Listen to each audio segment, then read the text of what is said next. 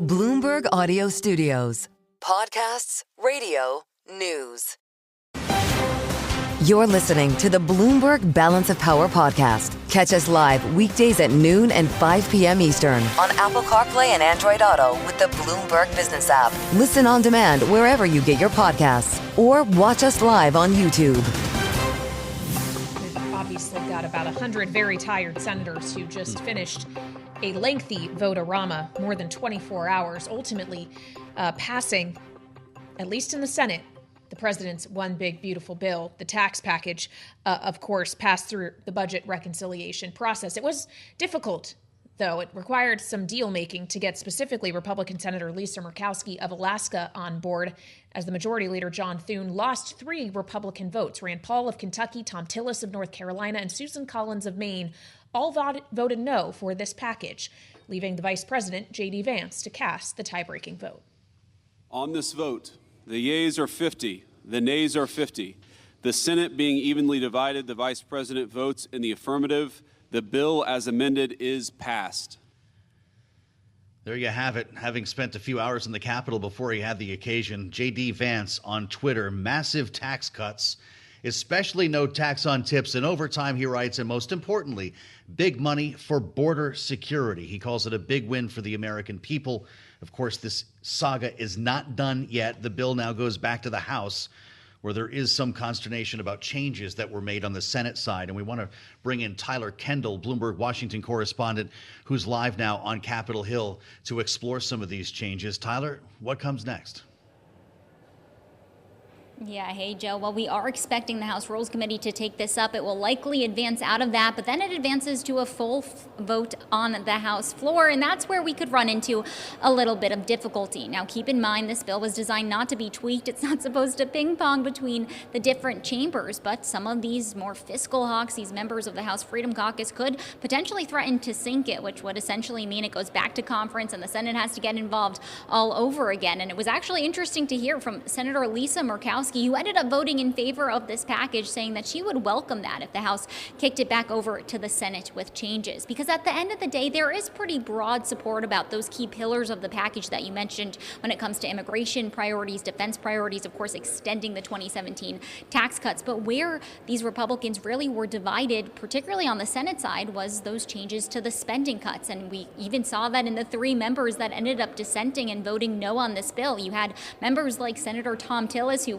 basically staked not running for re-election on his no vote for this package, as well as Senator Susan Collins, who both had raised concerns about what the changes to Medicaid could mean for their constituents, but square that with Senator Rand Paul of Kentucky, who voted no on this package because he wanted to see deeper spending cuts and wasn't going to vote for any sort of legislation that lifts the debt ceiling as much as this plan ultimately does. And I bring this up because it was interesting to see what sort of compromises ended up having to be made by Senate Majority Leader John Thune in order to get this bill over the finish line. That includes doubling the Rural Hospital Fund to $50 million, something that you would have thought would have gotten Susan Collins on board, but didn't appear to be enough of a compromise. It also cuts a controversial tax on solar and wind energy projects and revises a food aid carve-out for Alaska in particular, which Joe and Kaylee, as you well know, helped to get Senator Lisa Murkowski on board. Even as she says she would welcome some changes from the House, ultimately her vote helped to put this over the finish line. Well, when we consider the political calculations that House lawmakers will now be considering as they decide whether or not to vote for this package, Tyler, how would a threat from Elon Musk to fund primary challenges to any incumbent who vote to impact the deficit this much factor in? Is he a voice at all that anyone is listening to, let alone President Trump himself? Well, considering that he was the largest U.S. political donor in the 2024 campaign cycle, not just to the White House, but also to those down ballot races to a tune of more than $290 million, according to FEC filings, I think it probably does hold a little bit of weight around here on Capitol Hill. But as you're describing, it really does put some Republicans in a tough spot if they are between President Trump and Elon Musk, because Elon Musk has threatened to primary anyone that does support the legislation, in particular when it comes to rolling back those electric vehicle tax credits. And I'll give both of you a prime example that I know you're closely watching, which is Thomas Massie in the House, a Republican from Kentucky. We're not expecting him to change his vote when it comes to the House package. He's going to vote no. President Trump has already put some muscle, already put some money behind funding a primary challenger against him with a super PAC. But then we had Elon Musk, Joe and Kaylee, yesterday in a post on X confirming that he intends to donate to Thomas Massie's campaign in order to give him a little bit of a funding boost against President Trump's operation. Yep, and of course, President Trump now potentially suggesting having DOJ take a look at Elon Musk's companies and maybe even looking at deporting Elon Musk, though he's a U.S. citizen. We'll have more on that later in the show. Bloomberg's Tyler Kendall live from Capitol Hill for us. Thank you so much. And we want to add another voice to the conversation now, someone who has had deep experience on the Hill as a former 7-term congressman from Pennsylvania. Former Republican Congressman Charlie Dent is with us. He is now executive director of the Aspen Institute Congressional Program. Welcome back to Bloomberg TV and radio, sir. Obviously, with this particular House of Representatives, which is where this bill goes next, we have seen two things be true. One being that the Speaker, Mike Johnson, is not afraid to allow things to fail on the floor, but the other being that President Trump can twist some arms, and usually people who seem like they're holdouts ultimately roll. How do you expect this to go down? No doubt there will be a heavy whip operation. I'm sure the president will try to bully and threaten some members to voting for the Senate passed package. But those threats tend to work better with Republican members in very safe seats. I expect those folks in the safe seats who are making some noise right now will melt under the pressure from the president. The bigger question is the Medicaid changes that are of concern to many of the more swing district or more moderate members. Their problem is not going to be a Republican primary. Their problem is going to be potentially losing to Democrats in the fall. And so those are the folks I think they ought to pay close attention to. These Medicaid changes that the Senate went further than the House did on the Medicaid changes, and many House Republicans drew a pretty clear line in the sand on that issue. So I'm anxious to see how they navigate Medicaid. I could see this bill being changed once again and going back to the Senate. You certainly have fiscal hawks on the right who are screaming about this, but again, they're more likely to be pressured by the president successfully. But it's these more moderate members. Don Bacon, he could be a no vote. He's not running again. Thom Massie is an immovable object. He won't move. And I don't think the Republicans can lose more than, I think they could lose maybe one more vote, and that's it. And so I'm anxious to see how they do this whip operation. Well, it's really interesting to hear you speak about this, Congressman, and welcome back. You seized immediately on the issue of Medicaid. Donald Trump knows what an issue this is. He talked about it on his way to the Alligator Alcatraz Detention Center in Florida earlier today. Listen to how Donald Trump put it. I think so. I think it's going to be the greatest bill ever passed. No, we're not going to be playing with Medicaid. Only waste, fraud, and abuse. Americans could lose their coverage. The Democrats have it wrong. Yeah. Waste, fraud, and abuse. In fact, if you look at what's gone on, we've gone way back. We take care of Medicaid. We take care of Medicare. They will blow Medicare and Medicaid because they have no idea what they're doing. Just like they don't have any idea what they did on the border, they have no idea. Medicaid is in big trouble with the Democrats. Charlie Dent, you hear the Republican talking points on this, beginning with the president. Waste, fraud, abuse. No one's losing their coverage is what we've been hearing, unless they deserve to, unless they're an able-bodied adult who should be at work. Are the American people buying that argument? Well, the problem for the president is that the Congressional Budget Office came out with a report saying that somewhere between 8 to 14 million people, or 12 million people, could be losing coverage as a result to changes in Medicaid. And so that's a major problem. You can just say, hey, it's all about waste, fraud, and abuse, but we're talking about people who are going to be uncovered because of the work requirements, and also because I think the Senate, I'm not sure exactly where the Senate fell down on the so-called provider taxes that states use to draw down federal Medicaid dollars. But that's another issue. So the president doesn't ever get into the policy details. I had a big fight with him back in 2017 over this in the White House. Over, at that time, proposed changes to Medicaid. Then we were talking block grants. I told him it wasn't going to work, and he got pretty upset with me because I didn't vote for the bill. But I said that was going to cut over 20 million people from their health benefits at that time for Medicaid. So that's the challenge that the president has. He can talk all he wants, but as long as the reports out there saying over 8 million people are going to lose health benefits, they need a better argument. Well, yeah, which gets us to the polling around this bill, which suggests that widely, no matter what poll you look at, it is more unpopular than it is popular. If the House ultimately is going to pass this and do so by July 4th, have the president sign it into law, knowing there will be roughly, 16 months until the midterms in 2026, how would the party need to course correct to change that? Well, the party's done something here that I think I think this has been a miscalculation to put this all in one big, beautiful bill. I mean, I think that was always a mistake. The Senate always wanted to break this in two. You may recall in 2017, after the Obamacare repeal replace initiative failed, with John McCain going like that, turning his thumb down, then Republicans moved on to tax reform or, the tax changes. And they weren't dealing with spending cuts, just tax policy. Now, that bill, was enacted into law. I supported it. But it really didn't help Republicans much in the midterm election. This bill is different because you are combining both what I could say are probably unpopular cuts to Medicaid and to food stamps or SNAP benefits and some other areas. And you're also extending those tax changes that largely benefit people on the higher income scale.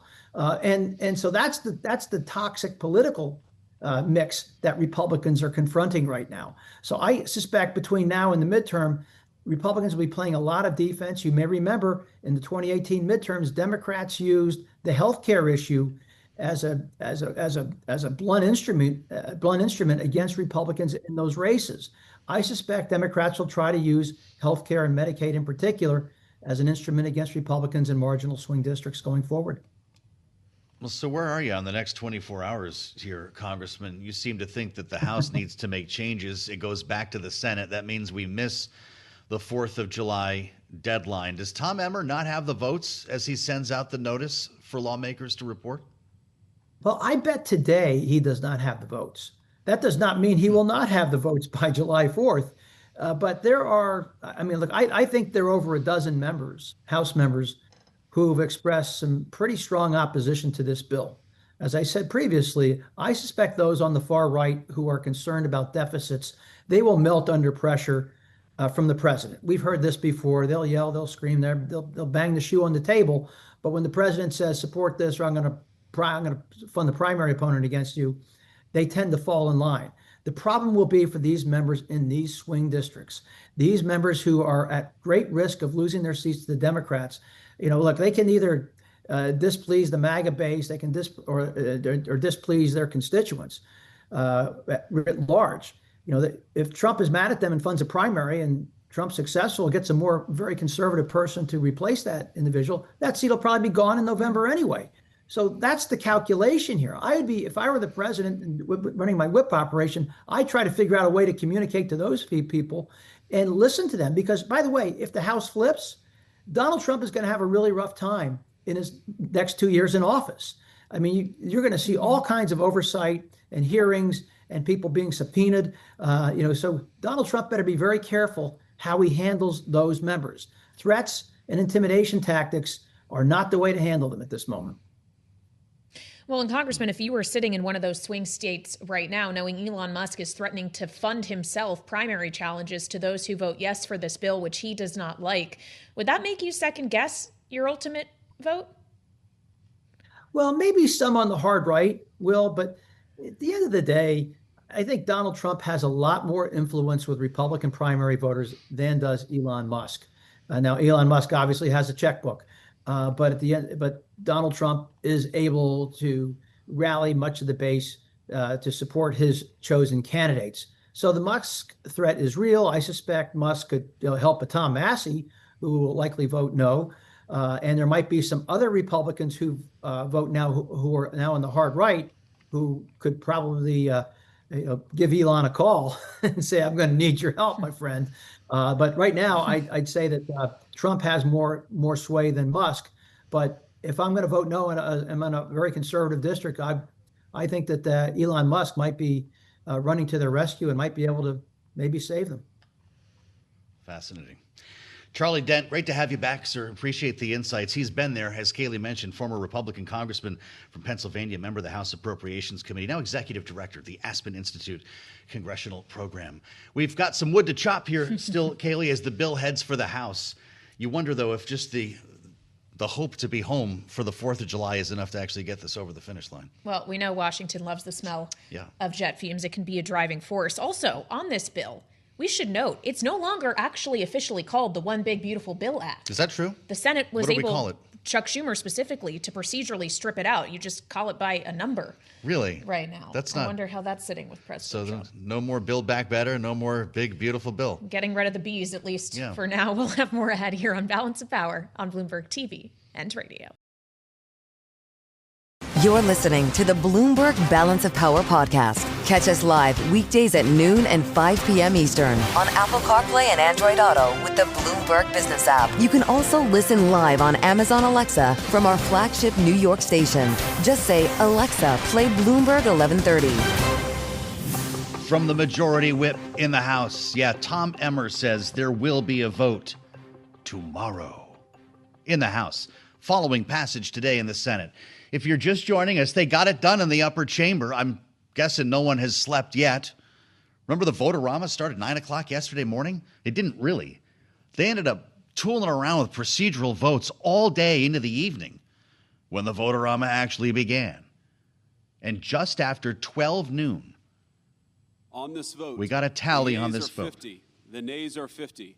The Senate being evenly divided, the Vice President votes in the affirmative. The bill as amended is passed. That's the Vice President. J.D. Vance was required to make it happen with a 50-50 vote here, and the tiebreaker. If you're with us on YouTube, you see some very sleepy people milling around. And so there we have it. The big, beautiful bill, or at least the version it took over the course of last evening, has now passed the Senate, and it goes back to the House in a slightly different form. And there are a lot of concerns about exactly how this is going to work. If you ask members of the House Freedom Caucus, they're deeply worried about this. It cuts $1.5 trillion in exchange for $4.5 trillion in tax cuts, which is $500 billion short of the savings that some of the fiscal hawks said they needed to see to get to a yes. But now again, Thom Emmer says we're going for it tomorrow. The next 24 hours are going to be critical if they want to meet the president's July 4th deadline. And I think that Rick and Jeannie will both tell you that doesn't need to happen. But the optics here are important for this president. And so we should assemble our political panel.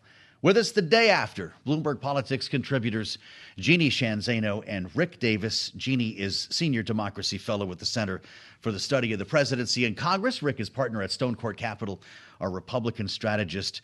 And so I'll start with you, Rick. John Thune got it done. What does it say about the leader and the way this all played out in the last 24 hours? Yeah, there were a lot of doubters last night at about 2 o'clock in the morning. As you were watching, it sounds like from your living room, as to whether or not they could get that one extra vote. I mean, it was really a battle of deals that Thune was trying to articulate between Susan Collins and Lisa Murkowski. Turns out Lisa got a better deal. Susan didn't. She voted against it because she feels like she's going to lose 5 hospitals in her state.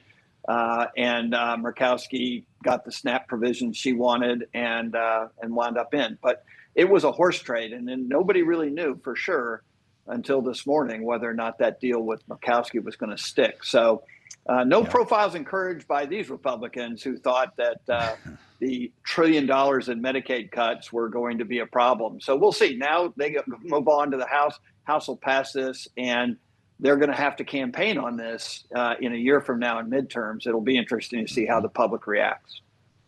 That's right. A lot of folks referred to Thom Tillis actually as a profile encouraged. Of course, he did vote no, and it will mean the end of his Senate career. Jeannie, we just heard from Maya McGinnis at the Committee for a Responsible Federal Budget. She's going to be with us on the late edition of Balance of Power.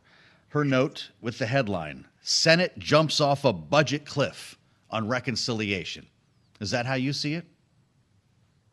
It absolutely is. As Rick just described, we were waiting all night to see if Lisa Murkowski could get bought off by a carve out for Alaska, which she got, and the other 48 states, because Hawaii goes with Alaska as non-contiguous, will have to pay for these Medicaid cuts. So you've got, 17, 18 million people losing health care. You've got, as Maya's talking about, an enormous addition to debt and deficit. And this is all to pay for tax cuts that skew to the very wealthy. And so this is absolutely a perilous moment for the health of the nation. It's a perilous moment for the financial well-being of the nation. And GOP members know that.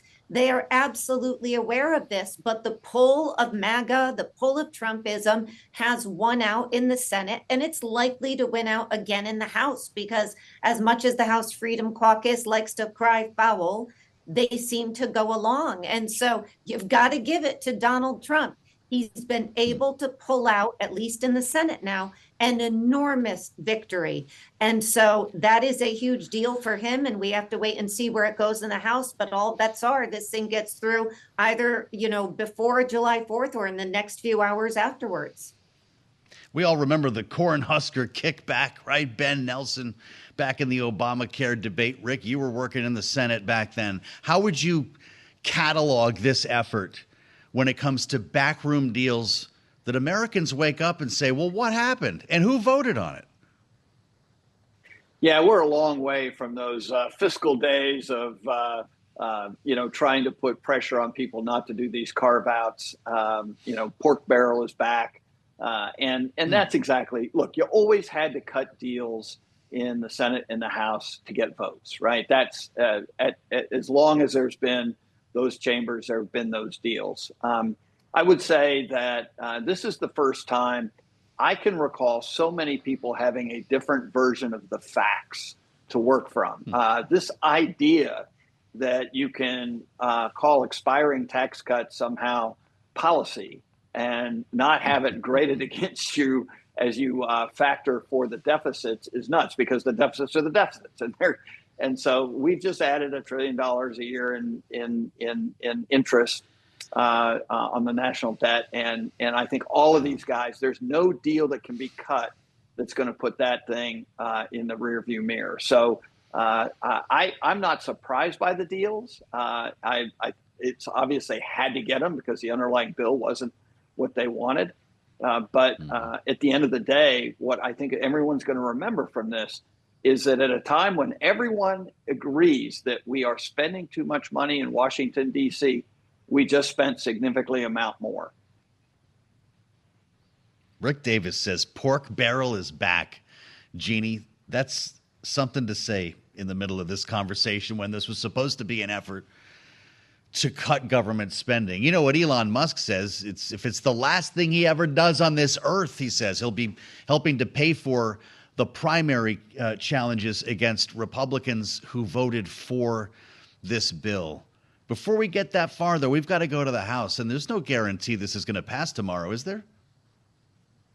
There's no guarantee. It is likely that they are able to keep this bill on track and pass it. We don't know when.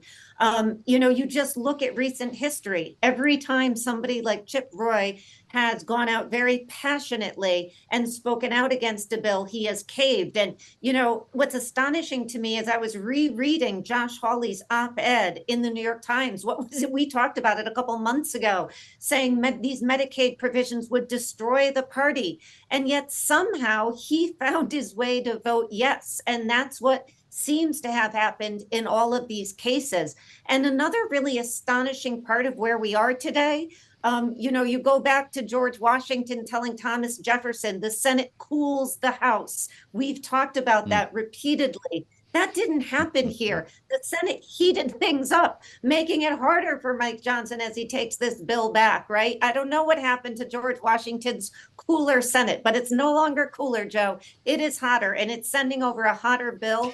And yet, in all likelihood, this thing goes through because Donald Trump is going to be working these phones and his social media feed and twisting these arms to keep people besides Tom Massey in check.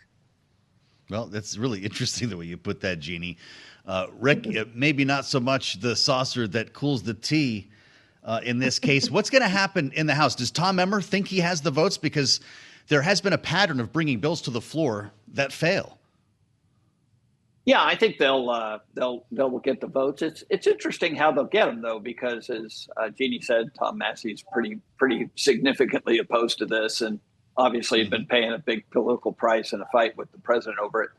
Nick LaLota, I mean, Jeannie's neighbor in New York, is saying to everybody who will listen to him that, the SALT provisions weren't good enough for him and he's going to vote against it. But of course, we heard that from all the SALT members until they decided to change their mind without really getting much. So I think that leadership will get what they want. And again, I mean, Speaker Johnson deserves credit. He is the most underrated speaker in history, I think. And yet he's getting an enormous amount of Donald Trump's what I would call questionable popularity policies through the House of Representatives and made into law. So kudos to him. I don't want to jinx it for him, but I see this as a signing ceremony in the Oval Office on the 4th of July. Boom goes the fireworks. That's right. They're going to coincide that whole thing. Jeannie, when I was on the Daybreak feature on Bloomberg this morning on the terminal, the chart of the day showed the cost of this bill on the lowest income Americans versus the wealthiest. The Senate version of this bill that has just passed, of course, costs the bottom 20% of taxpayers an average of $560 a year. It will give an average boost of more than $6,000 a year to those on the top end.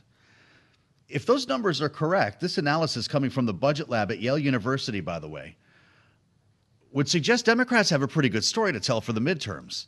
How do you frame this so people understand it? Yeah, the work that they have done at the lab, and I know you and Kaylee interviewed the head of the lab yesterday, it's really worth looking at what they have come with, and it is objectively it's construed. It is data that you can look at and mull over yourself, and it is very telling as to who this GOP Trump party is and what they are interested in. And so for the Democrats, it is going to be an issue of, can they tell this story? Can they tell a story? And I think one area they need to work on is to stop talking about this just as cuts to Medicaid. 25% of Americans are on Medicaid. That's a big number. But this bill impacts even people who are insured as costs will rise. So you have that story to tell. This is Donald Trump's Obamacare. This is his health care bill, and it is going to increase costs and remove about 17, 18 million people in a decade from the healthcare rolls. That's number one. Number two is the impact on green energy. We've got all these companies talking about building new AI platforms, et cetera. Our energy bills will go up because we don't have the energy we need going forward. And then you look at the debt and deficit we're giving to our children. It is enormous. And the funny math they're using to say this adds zero is laughable. And I heard Gary Peters saying this on the floor this morning when he was talking about the fact you just look at the bill itself. If there is no added cost, why are you raising the debt ceiling? And that tells you everything you need to know. Jeannie Shanzano and Rick Davis taking a hard look at the fine print as the bill clears the Senate and heads back to the House. You're listening to the Bloomberg Balance of Power podcast. Catch us live weekdays at noon and 5 p.m. Eastern on Apple CarPlay and Android Auto with the Bloomberg Business app. Listen on demand wherever you get your podcasts or watch us live on YouTube. The bill still needs to pass the House again, but we can tell you if you're just joining us, the President Trump's big, beautiful bill that extends the Trump tax cuts and does a lot more has passed the Senate. It was a 50-50 tie broken by Vice President J.D. Vance. And Kaylee, I was struck this morning by the chart of the day in Bloomberg Daybreak on the terminal. The Senate versions of the bill that just passed cost the bottom 20% of taxpayers an average of $560 a year, while giving an average boost of more than $6,000 to those at the top end. That's courtesy economists at the Budget Lab at Yale University, and it crystallizes the message Democrats are going to take on the road from here. Yeah, in fact, they already have. And as we consider that messaging and the math behind it, we turn to someone from the Yale Budget Lab. Ernie Tedeschi is with us. He's director of economics there, also former chief economist at the White House Council of Economic Advisors. Welcome back to Bloomberg TV and Radio. Ernie, as we consider how Republicans are pitching this, J.D. Vance, who cast the tie-breaking vote, the vice president, as Joe just mentioned, says massive tax cuts, describing this on X today as a big win for the American people. How rich do you have to be? How much do you have to earn for this to actually be a win for you, Ernie? Well, this is a $4 trillion bill over 10 years, $5 trillion if they make the tax cuts permanent. And it's a massive transfer from the bottom to the top, because remember, you are extending the 2017 tax cuts, which helped everyone, but were still skewed toward the top.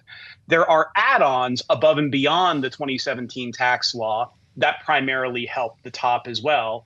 And then to the extent that they are trying to pay for this, and again, they're not fully paying for this by any means, but the cuts to Medicaid and SNAP food stamps primarily hurt the poor.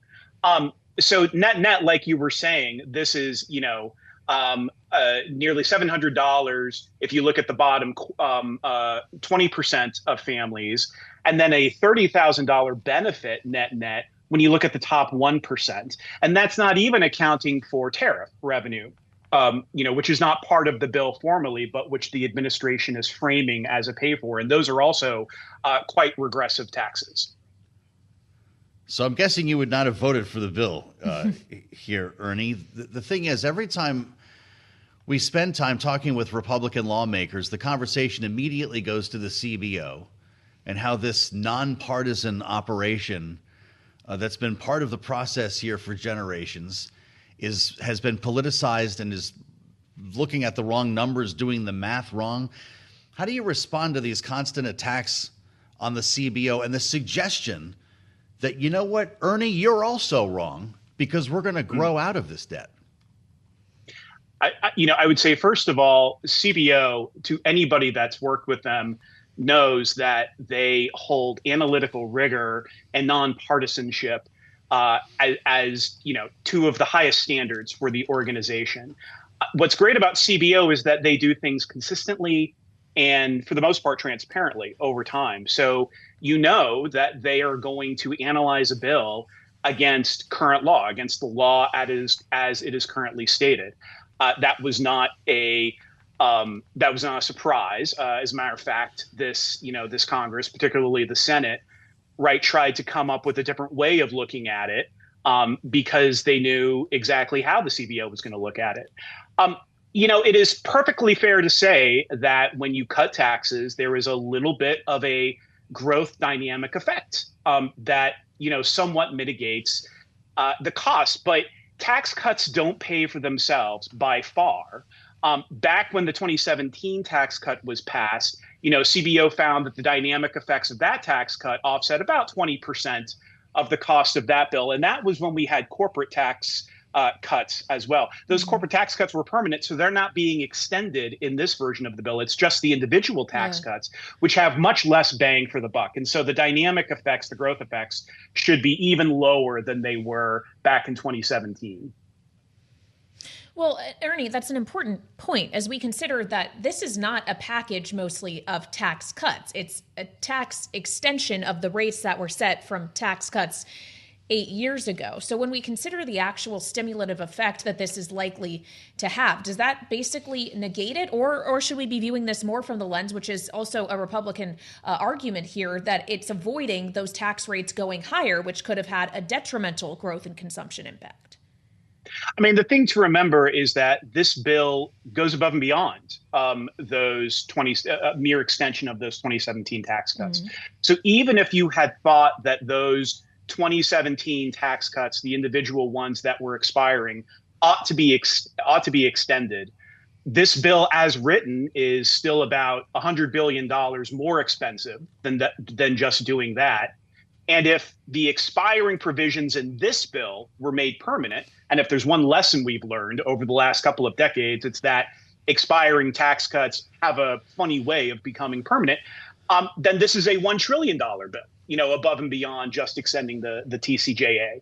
There will be a little bit of fiscal impulse, I think, in 2026. And I think that especially if you are the Fed or if you are a macroeconomist thinking about your forecast, that's an important factor that will be somewhat offset by the effects of tariffs taking effect, right, which is going to have a detrimental effect on the economy. And so net, you have to think about all of these things in tandem.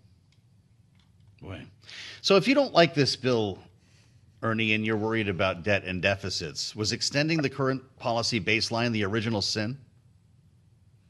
I mean, look, I think that everybody, including markets, assumed that the 2017 tax cuts were going to be extended. And in the short run, that was probably not the wrong decision to make. I do have sympathy for the argument that if we had let them expire, that would have been a massive tax increase next year, and that would have created macroeconomic slowdown. The thing the is accounting method that they voted to use says it costs nothing because we're extending it. Exactly. And I'm still trying to get my head around how that works. Exactly. The baseline tricks are funny. I like to ignore baselines and just say, look, what does the debt trajectory look like over the next 10 years with or without this bill?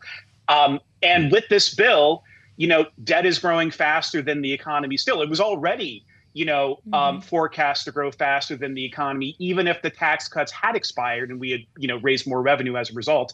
Now it's even worse as a result of this. And so, look, we can have arguments about whether it was correct at this point in the business cycle to let the 2017 tax cuts expire completely. But the fact remains that our debt trajectory is unsustainable, and there needed to be a better way, right, of making making a better tax code and for paying for that in a way that would actually reduce the debt trajectory. Well, so when we consider that debt trajectory and the debt level, and then consider the level of interest rates as we factor in the payments we have to make on said debt, that's where you get to the argument that President Trump is now making, that this would all work out for the better if the Federal Reserve were just to lower interest rates and help bring down the cost of that debt burden. If we were to see a 25 basis point cut by the Fed this month or in the fall, if we see multiple, Ernie, how quickly would that actually make a difference as we consider the U.S.'s financial situation? I think a small cut by the Federal Reserve would not make a huge difference. Remember, the Summary of Economic Projections already has cuts baked in for this year. It's just a question of when during the year we're going to see of those cuts. And so I think that that's probably priced into the long end of the curve already. You would need a massive shock above and beyond what is expected from the Fed, to see movement on the long end of the curve. And even then, if investors perceive that the Fed is politically captured, or that the Fed is, taking fiscal policy into it, going beyond their dual mandate and taking fiscal policy into account, right? Then further cuts by the Federal Reserve may be less effective than they've been in the past, because investors, may incorporate lower policy rates into their long-term yield forecast, but then they may inch up their inflation expectations and their term premium as a result. So this, even a Fed that cuts rates may be much less helpful to the argument the president is making than he thinks right now. So is President Trump the real reason why the Fed can't cut rates?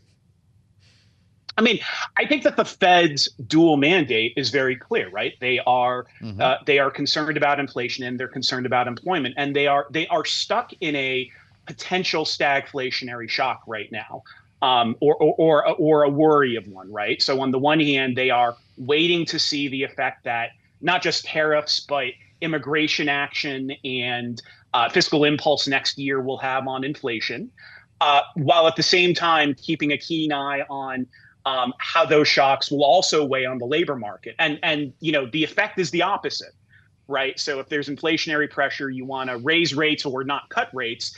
Whereas if the unemployment rate starts rising, much more than it has, then you want to start considering rate cuts. And that's a very tough position for the Fed to be in. It is, I don't think it is a simple matter of the Fed needs to cut rates because other countries are already lower or because of something else. Well, and Ernie, as we consider the kind of labor market element of the Fed's dual mandate and the picture of the U.S. labor market overall, getting back to this reconciliation bill, knowing it removes subsidies in a number of industries, including those intended through the Inflation Reduction Act to invest in clean energy, would you expect that to have a labor market impact, or at the very least mean that the U.S. cannot grow as many jobs as a result of this legislation? I mean, I think that the energy side of the legislation could potentially raise energy costs, right? Which is a supply side issue that the Fed is, famously concerned with. I mean, we have had inflationary shocks that have stemmed from higher energy prices in the past. I would also be concerned about the vulnerability of lower income families as a result of both this bill and tariffs, and how that flows through to the labor market. I've always been skeptical of the claims that, policy this year would lead to a recession, even when tariffs were higher than they are now, a couple of months ago. I'm not odds on a recession, but I do think that policy creates a macroeconomic headwind for the U.S. And, that's something that's going to be a major challenge for the Fed to navigate, between that and between the upward price pressure. Ernie, it's great to have you back. Ernie Tedeschi with his great analysis from the Economics Department, Yale Budget Lab, former chief economist, White House Council of Economic Advisors. Great to have you as part of our conversation. You're listening to the Bloomberg Balance of Power podcast. Catch us live weekdays at noon and 5 p.m. Eastern on Apple CarPlay and Android Auto with the Bloomberg Business app. You can also listen live on Amazon Alexa from our flagship New York station. Just say, Alexa, play Bloomberg 1130. Live from Washington, thanks for joining us on the Tuesday edition. If you're just coming along, we have big news. The Senate passed the bill. It happened right after high noon.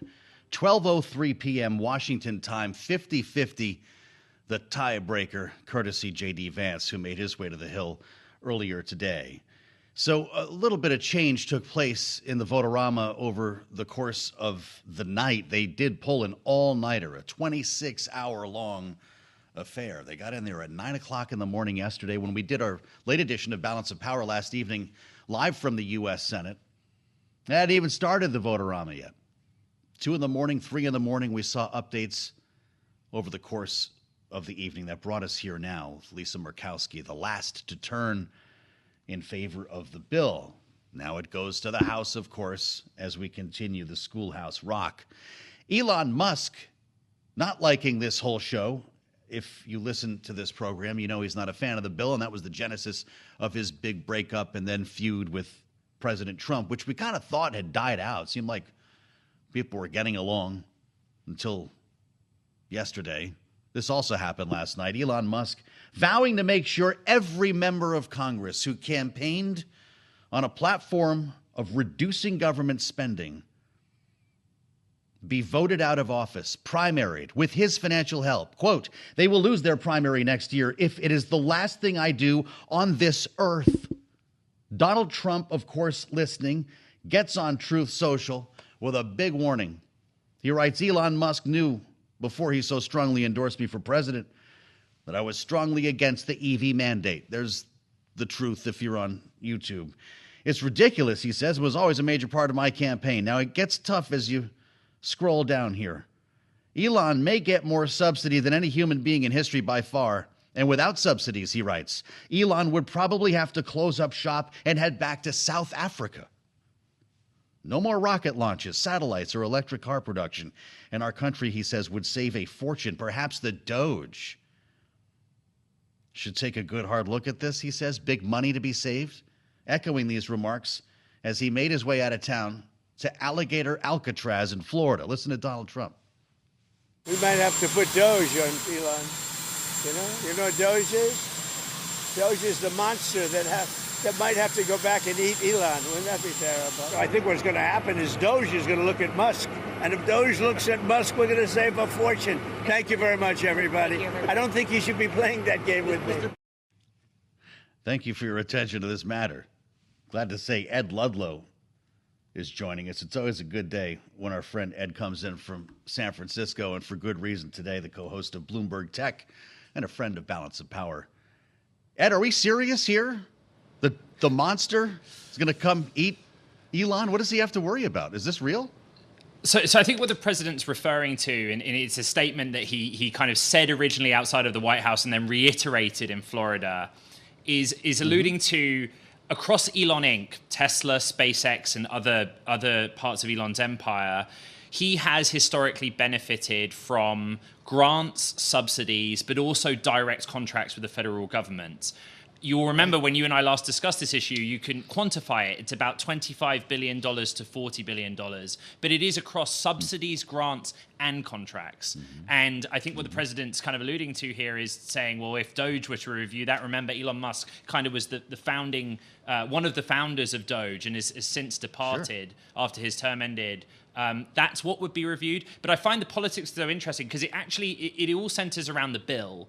And actually, what the president is saying, direct and indirect to Musk, on the issue of EV subsidy is not what Elon Musk is saying back to him. Elon Musk is very worried about national debt. So you got a nice rocket company there. It'd be a shame if something happened to it, is kind of the message. What would this actually mean for Elon Musk if the Doge did plug into the hard drive here to find, I guess, examples of waste, fraud, and abuse? Are we seriously talking about cutting contracts, knowing how much the government needs Elon Musk? I think it's important to be honest with the audience. Don't actually know the answer to that. What I would reflect on is that, and what we've reported is that lots of the individuals inside of Doge are Elon Musk allies and confidants. They are people that he convinced to get on board with the project. The other point is just the reality operationally of what our domestic space industry looks like. SpaceX dominates globally. The vast majority, about 85 to 90% of payload to orbit, human or otherwise. NASA is highly reliant on SpaceX to get human beings to and from ISS. The Department of Defense and the Pentagon are very reliant on SpaceX to put defense apparatus in the form of satellites into orbit. And so that's the reality, but I think that that's the right interpretation that the president's alluding to here, that Doge would say, well, look at the value of these contracts. Could we save money somewhere? Is there a corporate alternative to SpaceX is probably the bigger next question. Wow. Tesla, meantime, stock's down $14, almost 5%. Yes. Is Elon Musk really going to start his own political party? I mean, how serious are we about the next chapter for him? He's going to start giving money to Thom, primarying everybody Republican who votes for this bill, start the America Party? What does he have planned? Well, in my career and experience of covering Elon Musk, which includes the period prior to the November election and until present day, yes, it does. Elon Musk, particularly in the political domain, he has put his money where his mouth is. Right. And this is why I brought up what the two men are saying to each other. Musk's grievance has been quite consistent. He's very worried about national debt and he doesn't like the makeup of the bill. The president has been saying that Musk's issue is EV subsidies. But to his credit, Elon Musk has also been consistent on this issue. He has argued and maintained for quite some time that if America were to do away with direct consumer EV subsidies in particular, those that were provided for in the Inflation Reduction Act, it would be to Tesla's benefit, because compared to other American automakers and companies, Tesla's cost of doing business is much lower. It has much more pricing power. And so if you got rid of subsidies, it would still be ultra competitive. He has been consistent on that. But on the political domain, part of his argument was in the run-up to November, he campaigned for the president on the idea that the deficit and the national debt is something that this administration would look at. And indeed, in several posts over recent months, that idea has come back up. And that seems to be what Musk is upset about. Great to see you, Ed, and I appreciate your coming in. Ed Ludlow, I know we're going to talk about this again, so let's stay close. Watch for him on Bloomberg Tech, or frankly, all day and night on Bloomberg TV and radio. Thom Massey, Matt reminds us, Thom Massey drives a Tesla and actually tweeted his off-grid home runs on a wrecked Model S Tesla car battery that he repurposed. I don't know, maybe there's just a big reunion waiting for all these guys. Breaking news coming out of New York today. I want to mention this before we get to our panel. this hour because we have a lot to dissect with Rick Davis and Jeannie Shanzano. The final vote is in on the New York Democratic mayoral primary. I know you're saying, Joe, we already did this. The president was just calling him a communist this morning.